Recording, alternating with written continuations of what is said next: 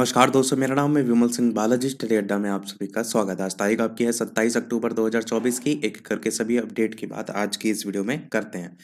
सबसे पहले अपडेट है, 2 साल से लटकी 22,000 पदों पर भर्ती का रास्ता साफ। अधीनस्थ सेवा चयन आयोग इसी साल से शुरू कराएगा परीक्षाएं।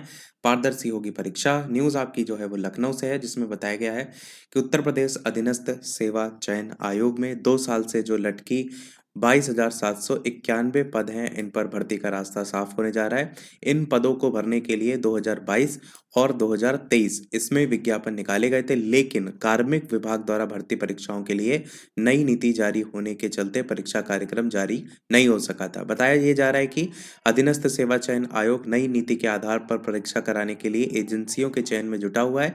ये काम नवंबर तक जो है वो कंप्लीट हो जाएगा और इसके बाद परीक्षा कार्यक्रम जारी करने की जो प्रक्रिया है वो आपको देखने को मिलेगी। जल्द ही दी जाएगी नौकरी। इसमें मुख्यमंत्री योगी आदित्यनाथ ने पिछले दिनों सभी आयोग और बोर्ड अध्यक्ष जो हैं उनके साथ बैठक की थी, जिसमें उन्होंने ये निर्देश जो है वो दिया था कि जितने भी सभी विभाग हैं उनसे रिक्त पद को भर्ती का प्रस्ताव जल्द प्राप्त किया जाए और जिनके विज्ञापन प्रकाशित कराकर आवेदन लिए जा चुके हैं उनकी परीक्षाएं शुरू कराई जाएं। भर्ती परीक्षाओं को कार्मिक विभाग द्वारा जारी जो नई नीति है उसके आधार पर कराई जाए, जिससे किसी भी तरीके की खामियां जो है वो ना रह जाएं। अधीनस्थ सेवा चयन आयोग जो है उसने इसके आधार पर भर्ती परीक्षाओं के लिए तैयारियां भी शुरू कर दी हैं। साथ ही साथ जो भी दागी एजेंसियां हैं वो भी हुई बाहर, उसको लेकर के भी इसमें बताया गया है कि जो भी ऐसी एजेंसियां उसको लेकर के परीक्षा जो है वो नहीं कराई जाएगी। साथ ही आयोग ने 2022-23 में करीब 20 विज्ञापन निकाले हैं। भर्ती परीक्षा पारदर्शी व्यवस्था के तहत कराने के लिए दागी एजेंसियों को मौका जो है वो नहीं दिया जाएगा। यहाँ पर लिस्ट भी दी गई है किस वर्ग में कितने विज्ञापन को लेकर के, जिसमें 2022 और इधर 2023। तो 2022 की अगर बात करें, ग्राम पंचायत अधिकारी 1468, एक्सरे टेक्नीशियन, दंत चिकित्सा विज्ञानी, प्रवर्तन कांस्टेबल, लेखा परीक्षक, नेत्र परीक्षण अधिकारी, कनिष्ठ सहायक, आशु लिपिक, वन रक्षक और नक्शानवीस। इधर देखेंगे तो 2023 की सारी वैकेंसी का विज्ञापन। आयुर्वेद फार्मासिस्ट 1002, सहायक स्टोर कीपर 200, सहायक लेखाकार 1828, कनिष्ठ विश्लेषक 417, कनिष्ठ विश्लेषक औषधि 361, सचिव श्रेणी 3 134, प्राविधिक सहायक ग्रुप सी 3446, अवर अभियंता सिविल 4612, होम्योपैथिक फार्मासिस्ट 397 और बीसीजी टेक्नीशियन 255। अगली अपडेट की बात करते हैं। नॉर्मलाइजेशन के विरोध में छात्रों का कैंडल मार्च। मनमोहन पार्क से निकाले गए मार्च को पुलिस ने हिंदू हॉस्टल पर जो है वो रोका। हिंदू हॉस्टल चौराहे पर शनिवार को नॉर्मलाइजेशन के विरोध में कैंडल मार्च निकालते छात्र। न्यूज आपकी प्रयागराज से है, जिसमें बताया गया है कि उत्तर प्रदेश लोक सेवा आयोग की जो सम्मिलित राज्य प्रवर अधीनस्थ सेवा पीसीएस प्रारंभिक परीक्षा 2024 और समीक्षा अधिकारी आरओ की जो परीक्षा है उसको 2 दिन में कराने की तैयारियों का विरोध कम होने का नाम नहीं ले रहा है। 2 दिन परीक्षा होने पर नॉर्मलाइजेशन होना तय है, जिसे प्रतियोगी छात्र किसी भी सूरत में स्वीकार करने को तैयार नहीं है। नॉर्मलाइजेशन के विरोध में सैकड़ों प्रतियोगी छात्र ने जो कैंडल मार्च है वो निकाला और छात्रों को सुभाष चौराहे तक जाना था, लेकिन हुजूम जब हिंदू हॉस्टल चौराहा पहुंचा तो पुलिस ने वहां पर जो है वो रोक दिया। और यहाँ पर कारण ये दिया गया है कि जिले में धारा 144 लागू है, ऐसे में इतनी बड़ी संख्या में छात्रों को आगे बढ़ने की अनुमति नहीं मिलेगी। वहां से केवल 5 छात्रों को ही महामना पंडित मदन मोहन मालवीय की प्रतिमा तक जाने की अनुमति जो है वो मिली। इसके बाद पुनः सभी छात्र मनमोहन चौराहे पर कैंडल लेकर पहुंचे और मार्च को जो है वहां पर समाप्त किया।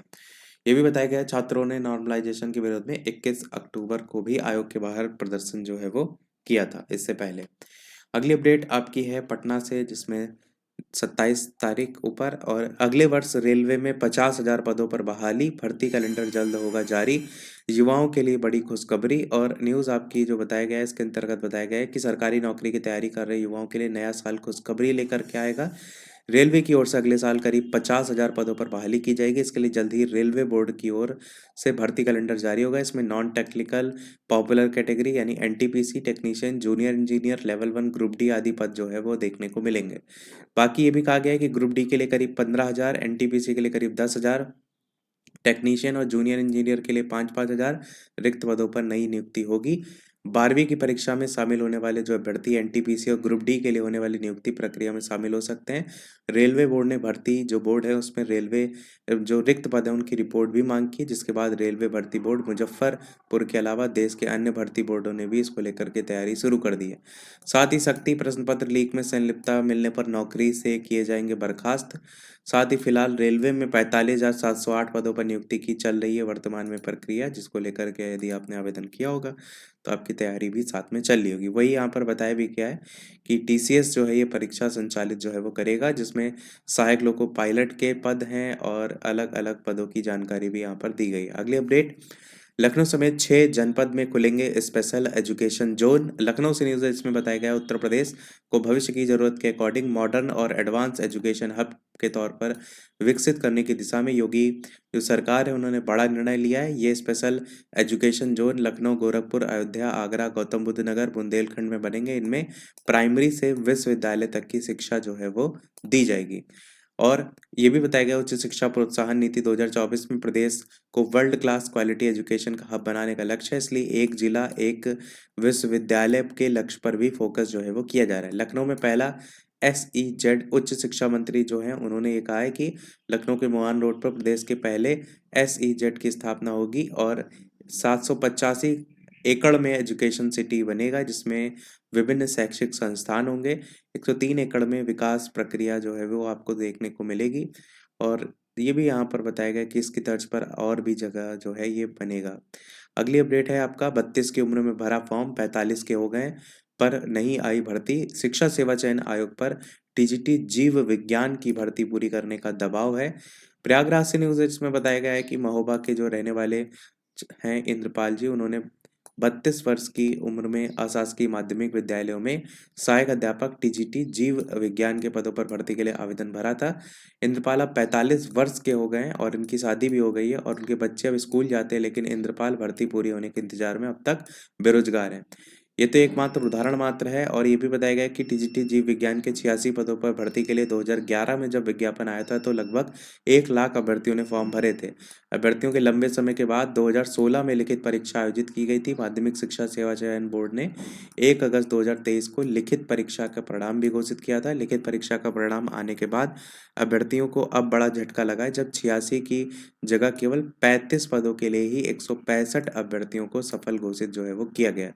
लिखित परीक्षा में 100 सफल अभ्यर्थी उनके नाम दिए गए। उनका कहना है कि 13 वर्षों से तकनीकी पेज में उलझी थी भर्ती और हरी झंडी मिलने के बाद अब शिक्षा सेवा चयन आयोग जो है उसको इंटरव्यू करा करके अंतिम चयन परिणाम घोषित करना है।